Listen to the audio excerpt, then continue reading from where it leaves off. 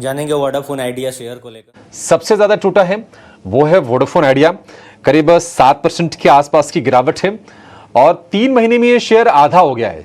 जून में करीब 18.5 रुपए के आसपास का भाव था, अब ये 9 रुपए के आसपास आके स्ट्रगल कर रहा है। आज 9 रुपए के नीचे भी एक बार के लिए नीचे आया था, वहां से हल्की सी रिकवरी है, 9 रुपए 20 पैसे के आसपास का भाव है।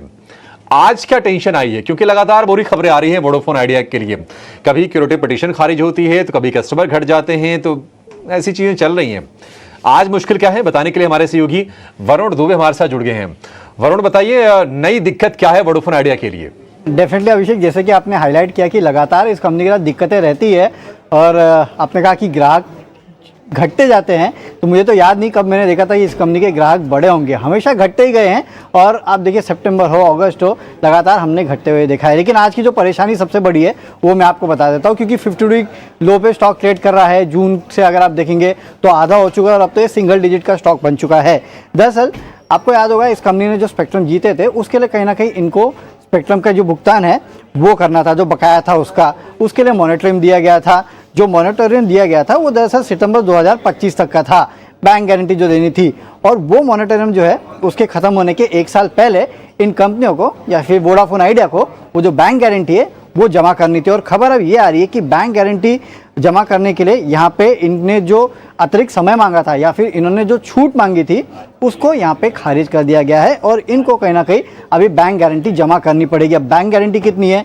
करीब 24,700 करोड़ रुपए के आसपास की बैंक गारंटी है जो इन्हें जमा करनी पड़ेगी। और ये एक नया सरदर्द है जो कि इस कंपनी के लिए बन गया है, क्योंकि आपको याद होगा हाल फिलहाल में जो कोर्ट की तरफ से एजीआर का रूलिंग आया था उसमें इनको कोई भी राहत नहीं दी गई थी और इस कंपनी को एजीआर का जो कुल बकाया है वो भी भरना था। तो इस तरह से अगर आप देखेंगे तो इस कंपनी के ऊपर कुल कर्ज जो है वो करीब 1.5-2 लाख करोड़ रुपए के आसपास आ जाता है। No doubt company fund raising कर रही है, एफपीओ कर रही है, लगातार कोशिश कर रही है कि कैसे वैसे फंड जुटा के अपनी जो मुश्किलें हैं उनको हल करे। लेकिन हमेशा आप देखेंगे हर महीने एक नई मुश्किल जो है वो इस कंपनी के सामने निकल के आ जाती है और अब बैंक गारंटी की जो मुश्किल है वो इस कंपनी के साथ निकल के सामने आ चुकी है।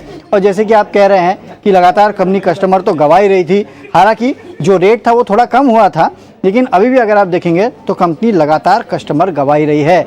एक चीज़ अच्छी हुई इस सेक्टर में कि हाल फिलहाल में जो टैरिफ हाइक है वो हुआ है, उसके लेके सेक्टर को लेके थोड़ी बहुत बुलिशनेस ज़रूर आई है और इसके लिए हम देख रहे हैं खबरों का सिलसिला जारी है और स्टॉक का भी गिरना लगातार जारी है। जी हाँ वरुण, बहुत बहुत शुक्रिया हाईलाइट करने के लिए कि आज की दिक्कतें क्या हैं, क्योंकि हम देख रहे हैं लगातार जो है वोडाफोन आइडिया के लिए जो मुश्किलों का दौर है वो बरकरार है। और अब आप देखिए एजीआर या फिर बैंक ड्यूज के भुगतान के चलते जो है ये स्टॉक में वीकनेस है। और साथ ही साथ आप देखिए तो पिछले 3 महीने में ये जो स्टॉक है वहाँ पे 50% से भी ज़्यादा की करेक्शन आ चुकी है।